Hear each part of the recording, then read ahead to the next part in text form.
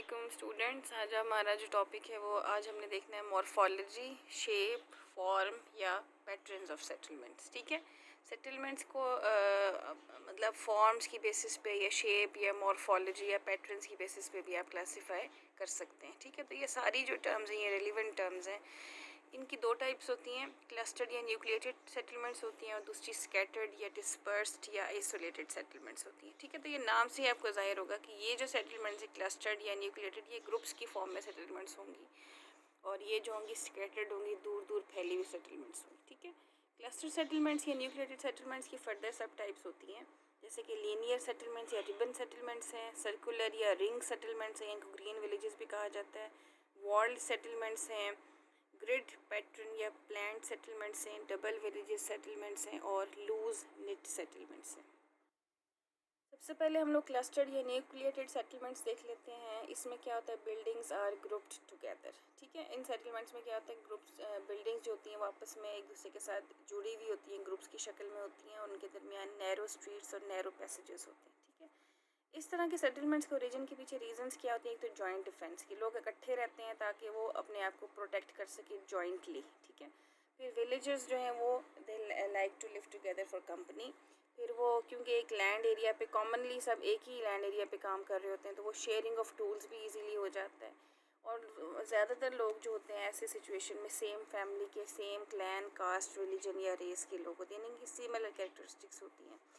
फिर इसके अलावा ये भी हो सकता है कि कोई वाटर अवेलेबिलिटी हो, एक कॉमन सोर्स हो वाटर का, जहाँ पर लोग इकट्ठे मिलजुल कर एक ही जगह पर अपनी सेटलमेंट्स बना के रह रहे हों। ठीक है, और उनको अगर एक दूसरे के साथ इंटरेक्ट करना है तो उसके लिए शॉर्ट डिस्टेंस उनके लिए फिर हो जाता है और जो इससे टाइम उनका बच जाता है। ठीक है, और बाज़ वक़्त ऐसा भी होता है कि कुछ इलाके ऐसे होते हैं जो बहुत हाईली या डीपली फॉरेस्टेड होते हैं, तो जो थोड़ा बहुत लैंड एरिया को डिफॉरेस्टेट किया है वहीं पर ही जो थोड़ा सा डिफॉरेस्टेड एरिया है वहीं पर लोग जो हैं वो कॉम्पैक्ट फॉर्म में रहना शुरू कर देते हैं। एग्जांपल्स इसकी क्या हैं, ancient Iranian civilisation, Gandhara, Harappa, Mohenjodaro, China, central Africa, central China, central Asia, Europe, तकरीबन तमाम ही कॉन्टिनेंट्स में आपको क्लस्टर्ड या न्यूक्लिएटेड सेटलमेंट्स मिलेंगे। ठीक है, इनकी बेटा फर्दर टाइप्स होती हैं, जिसमें सबसे पहले लीनियर सेटलमेंट्स या रिबन सेटलमेंट्स होती हैं। These are elongated settlements. ठीक है, ये long they are found along rivers, streams, ऐसी फीचर्स के साथ साथ आपको ये मिलेंगी जो लॉन्ग होती हैं। ठीक है,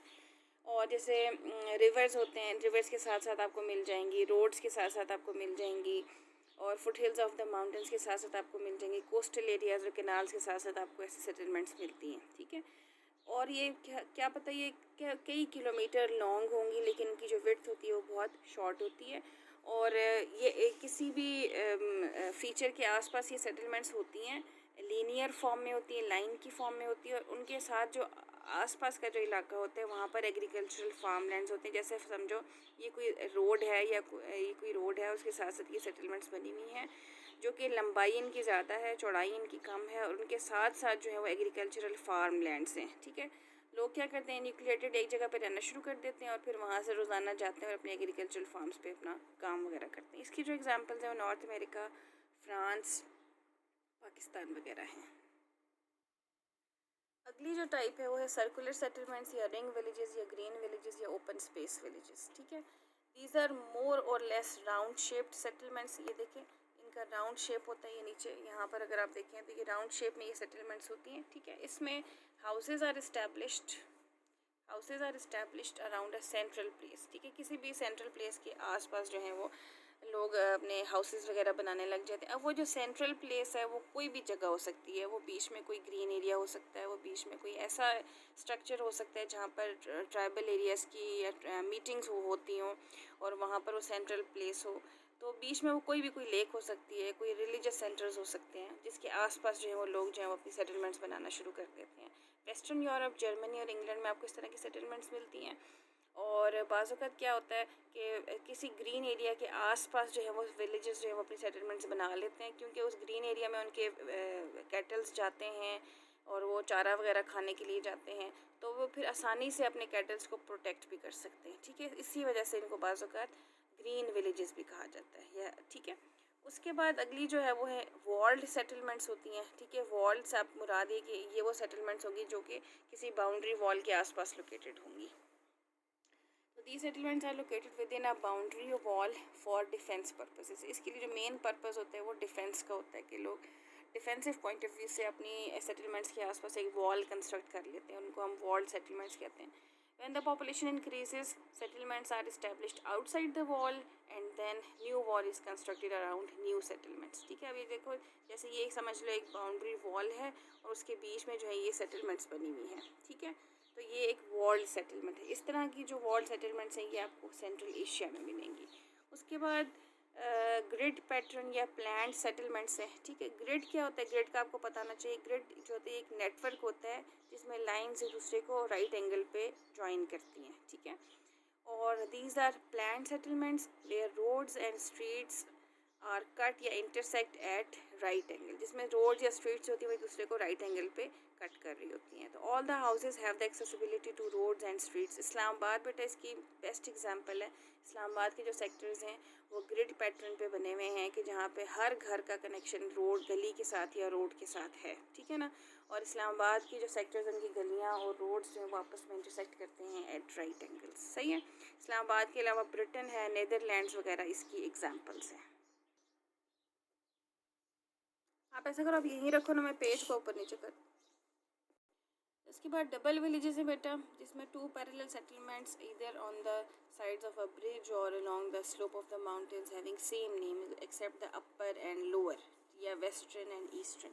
ठीक है, इसमें ये वो विलेजेस होते हैं, वो सेटलमेंट्स होती हैं जो कि किसी भी रोड के किनारे, किसी हिल के किनारे जो है या किसी माउंटेन स्लोप के साथ साथ जो है ये सेटलमेंट्स लोकेटेड होती हैं. और इन सेटलमेंट्स के एक जैसे ही नाम होते हैं और ये पैरेलल सेटलमेंट्स होती हैं. ठीक है, सिर्फ इनके नामों के साथ अपर या लोअर उनकी लोकेशन के लिहाज से या ईस्टर्न या वेस्टर्न लगा दिया जाता है. जैसे कि दीर हमारे यहाँ है तो अपर दीर, लोअर दीर. इसी तरह ईस्टर्न घाट, वेस्टर्न घाट. तो ये एग्जांपल्स हैं डबल विलेजेस की, जिसमें दो विलेजेस होते हैं और वो एक दूसरे के पैरेलल होते हैं, नेम्स भी उनके सेम होते हैं और सिर्फ उनके फ़र्क क्या होता है, अपर या लोअर उनके साथ लगाया जाता है या ईस्टर्न या वेस्टर्न, यानी कि उनकी लोकेशन के हिसाब से वो चीज़ लगा दी जाती है. अदरवाइज़ नेम जो होता है वो उनका सेम होता है. ठीक है, और ये जो विलेजेस होते हैं किसी ब्रिज के साथ साथ या किसी माउंटेन स्लोप के साथ साथ आपको ये विलेजेस मिलते हैं. उसके बाद लूज निट सेटलमेंट्स हैं सिमिलर टू न्यूक्लिएटेड. जैसे कि न्यूक्लिएटेड सेटलमेंट्स होती हैं ये भी ऐसी ही होती हैं, लेकिन इनके अंदर जो बिल्डिंग्स होती हैं ये ज़्यादा स्प्रेड आउट होती हैं. ठीक है ना, और जो क्रॉस रोड्स होते हैं या जो क्रॉसिंग्स होती हैं रोड्स की, उनके साथ साथ थोड़े थोड़े वक्फे के बाद आपको नज़र आते हैं. ठीक है ना, तो ये इतने क्लोज भी नहीं होते कि हम इनको क्लस्टर्ड सेटलमेंट्स कह सकें, और ये एक दूसरे से इतने दूर भी नहीं होते कि हम इनको स्कैटर्ड सेटलमेंट्स में ला सकें. ठीक है ना, इस तरह की जो सेटलमेंट्स ये कि क्यों बनती हैं, एक तो डिफरेंट क्लैन्स लिविंग सेपरेटली. हो सकता है कि डिफरेंट कौम कबीलों के लोग हों और हर एक कबीला या कौम जो है वो अपने ही फेवरेट लैंड एरिया पे रहना पसंद करती हो, इस वजह से. फिर some common facility like springs, canals या roads are use by all the inhabitants. हो सकता है कि यहाँ से अगर ये जो कोई रिवर है या कोई कैनाल है या कोई रोड जो ये गुजर रहा है बीच में से, हो सकता है कि कॉमनली ये सारी सेटलमेंट्स इनको यूज़ कर रही हों. तो ज़ाहिर है कि वो किसी की इसी तरह की किसी फ़ीचर के साथ साथ वो अपने रहेंगे, लेकिन अपनी अपनी ज़मीन पे वो रहना पसंद करेंगे. ठीक है ना, इसकी जो एग्जांपल्स हैं वो नॉर्दर्न एरियाज़ ऑफ पाकिस्तान है और इंग्लैंड है. यहाँ तक तो बेटा हम लोगों ने न्यूक्लिएटेड सेटलमेंट्स की हैं. अभी हम लोगों ने जो है वो डिस्पर्स्ड या स्कैटर्ड सेटलमेंट्स करनी है. ठीक है ना, ये वो सेटलमेंट्स होती हैं जो बिखरी हुई होती हैं, बहुत ज़्यादा स्प्रेड आउट हुई हुई होती हैं. और इसकी रीज़न्स क्या हो सकते हैं? हो सकता है कि जो फार्मर्स हैं वो अपने ही लैंड एरिया पे रहना चाहते हों, तो फिर दूर दूर उनकी सेटलमेंट्स होती हैं. ठीक है, तो इस वजह से वो फिर अपनी ही ज़मीन पे अपना घर बनाता है. और इन दो सेटलमेंट, जैसे फ़र्ज़ करो किसी एक ने यहाँ एक घर बना लिया, दूसरे ने यहाँ बना लिया, तो उनके दरमियान में हो सकता है कि 2 या 3 किलोमीटर की ओपन स्पेस हो या कोई फार्मिंग एरिया हो जहाँ पर वो एग्रीकल्चर करते हैं. ठीक है, रूरल एरियाज़ में ये ज़्यादातर हैमलेट्स होते हैं. जो अभी हैमलेट्स हम लोगों ने हायरार्की ऑफ सेटलमेंट में पढ़ा था, तो ये ज़्यादातर हैमलेट्स होते हैं जो कि रूरल एरियाज़ में ज़्यादातर कॉमन हैं. इसकी जो एग्जांपल्स है northern Britain, north German plain या सहारा डेजर्ट अफ्रीका में, वहाँ पर आपको डिस्पर्स्ड या स्कैटर्ड सेटलमेंट्स मिलेंगे. फैक्टर्स क्या है इसके पीछे? Scarcity of level land. हो सकता है कि कोई लार्ज स्केल पे कोई लेवल एरिया ना हो और फार्मर को जो है वो अपने ही एरिया पे उसको अपना घर बनाना पड़े. नॉर्थ और साउथ अमेरिका और ऑस्ट्रेलिया में क्या है कि न्यूली डिस्कवर्ड कॉन्टिनेंट्स हैं, यहाँ पर पॉपुलेशन कम है. बहुत सारा लार्ज लैंड एरिया जो है वो अवेलेबल है, तो फार्मर के पास बहुत ज़्यादा स्पेस होती है कि वो अपने हाउसेस को अलग अलग सेपरेटली वो बिल्डअप कर सकें।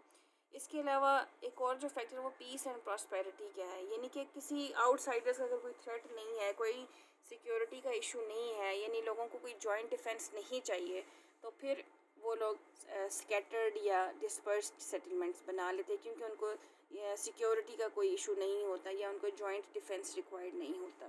तो these settlements have no shops, no schools, no health centres, और जो विलेजर्स होते हैं उनको काफ़ी लॉन्ग इनफ ट्रैवल करना पड़ता है इस तरह की फैसिलिटीज़ को हासिल करने के लिए। ठीक है, एक और सेटलमेंट होती है जिसको हम आइसोलेटेड सेटलमेंट कहते हैं। ठीक है, ये एक इंडिविजुअल सेटलमेंट या एक इंडिविजुअल बिल्डिंग होती है ऐसे एरिया में जहाँ पर एक्सट्रीमली फ़िज़िकल डिफ़िकल्टी हो। ठीक है, फ़िज़िकली बहुत ज़्यादा डिफ़िकल्ट एरिया हो और वहाँ पर एक आध दुका कोई एक आध सेटलमेंट आइसोलेटेड फॉर्म में आपको मिलेगी, जहाँ पर नेचुरल रिसोर्सेज जो हैं वो भी इनसफिशेंट हैं कि वो बहुत सारे इनहेबिटेंट्स को की नीड्स को फुलफ़िल नहीं कर सकते हैं। ठीक है, तो इस तरह ऐसी सिचुएशन में बहुत दूर दराज कहीं कोई एक आध सेटलमेंट आपको मिलती है जिसको हम आइसोलेटेड सेटलमेंट्स कहते हैं। इसकी एग्जांपल जो है अमेज़ॉन रेन फॉरेस्ट है। यहाँ पर ट्राइब्स जो थे वो कम्यूनल होम्स होते हैं उनके, जिसको मलोका कहा जाता है। ठीक है, तो जो अमेज़ॉन रेन फॉरेस्ट है, ज़ाहिर है कि वहाँ पर मार्शी एरिया है, कोई मतलब वहाँ पर भी लिविंग कंडीशंस या इतनी अच्छी नहीं है, ह्यूमन हैबिटेशन के लिए ये एरियाज़ इतनी ज़्यादा सूटेबल नहीं है, तो दूर दराज आइसोलेटेड सेटलमेंट्स आपको ऐसे एरियाज़ में मिलती हैं। तो बेटा ये जो हमारा टॉपिक है छोटा सा, ये जैसे मैंने बताया आप लोगों को, ये मॉर्फोलॉजी, शेप, फॉर्म या पैटर्न्स ऑफ सेटलमेंट्स, और ये सारी हमने वन बाय वन डिस्कस कर ली हैं। अगर कोई प्रॉब्लम ऐसी जो ना समझ आई हो, कोई बात समझ ना आई हो बेटा, तो प्लीज़ मुझसे ग्रुप में लाजमी शेयर करें। Thank you.